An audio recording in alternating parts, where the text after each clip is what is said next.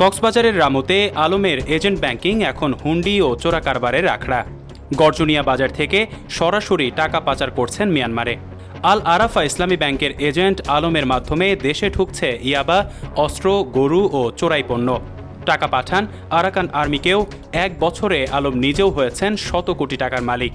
বিস্তারিত দেখুন রামু থেকে শফিউল হকের পাঠানো 3 পর্বের ধারাবাহিক অনুসন্ধানী প্রতিবেদনের প্রথম পর্বে।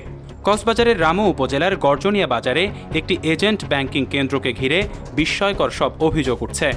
স্থানীয়দের দাবি, বৈধ ব্যাংকিং সেবার আড়ালে সেখানে গড়ে উঠেছে সীমান্ত জুড়ে বিস্তৃত হুন্ডি ও মাদক পাচারের একটি শক্তিশালী নেটওয়ার্ক। অভিযোগের তীর আল আরাফা ইসলামী ব্যাংকের এজেন্ট ব্যাংকিং পরিচালনাকারী ব্যবসায়ী মোহাম্মদ আলমের দিকে। স্থানীয় সূত্র জানায়, রামুর গর্জনিয়া বাজারে পরিচালিত ওই এজেন্ট ব্যাংকিং শাখার মাধ্যমে মাসে শত কোটি টাকা মিয়ানমারে পাচার হচ্ছে বলে অভিযোগ রয়েছে।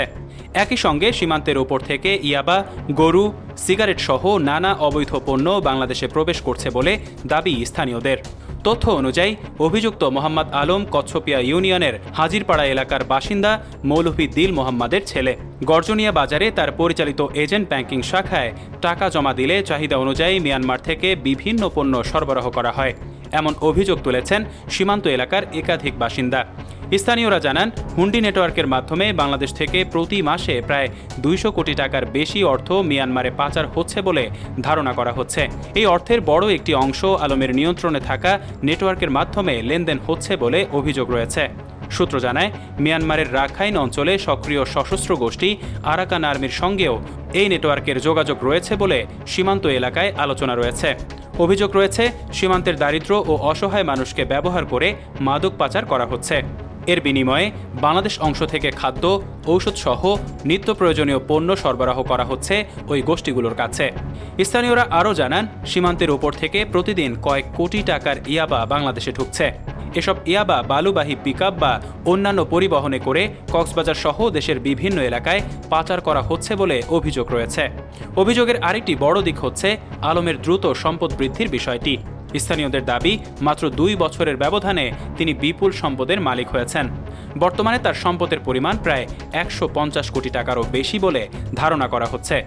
গর্জনিয়া ও কচ্ছপিয়া ইউনিয়নে তার মালিকানায় 143টির বেশি টমটম রয়েছে বলে জানিয়েছেন স্থানীয়রা। পাশাপাশি বিভিন্ন স্থানে প্রায় 30 কোটি টাকার জমিও কিনেছেন বলে জানা গেছে।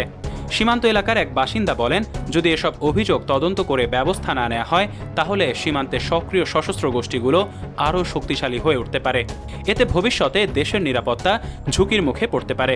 তবে এসব অভিযোগের বিষয়ে অভিযুক্ত আলমের বক্তব্য জানতে একাধিকবার চেষ্টা করা হলেও তার কোনো প্রতিক্রিয়া পাওয়া যায়নি। এদিকে সীমান্ত জুড়ে গড়ে ওঠা এই কথিত হুন্ডি ও মাদক সিন্ডিকেট নিয়ে স্থানীয় প্রশাসন ও আইনশৃঙ্খলা বাহিনীর ভূমিকা নিয়েও প্রশ্ন তুলছেন অনেকেই।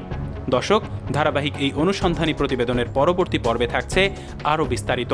চোখ রাখুন অগ্রযাত্রা প্রতিদিনে। অগ্রযাত্রা প্রতিদিন, নির্ভীক প্রত্যয়ে উজ্জীবিত।